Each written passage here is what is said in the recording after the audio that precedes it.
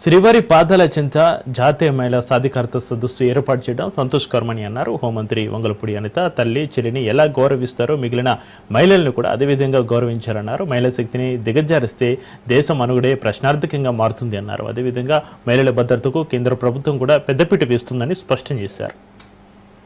దీనికి మన parliament speaker గారు అదేవిధంగా రాజ్యసభ వైస్ చైర్మన్ గారు కూడా అతిథులుగా రావటం, ఇలాంటి ఇందులోని చాలామంది సుమారుగా ఉమెన్ అండ్ చైల్డ్ ఎంపవర్మెంట్ కమిటీలోని ఉన్న సభ్యులందరూ కూడా ఇక్కడికి రావటం, అదేవిధంగా మన సుధామూర్తి గారు అందరూ కూడా ఇక్కడికి రావటం అన్నది నిజంగా చాలా శుభపరిణామం కింద భావించాలి.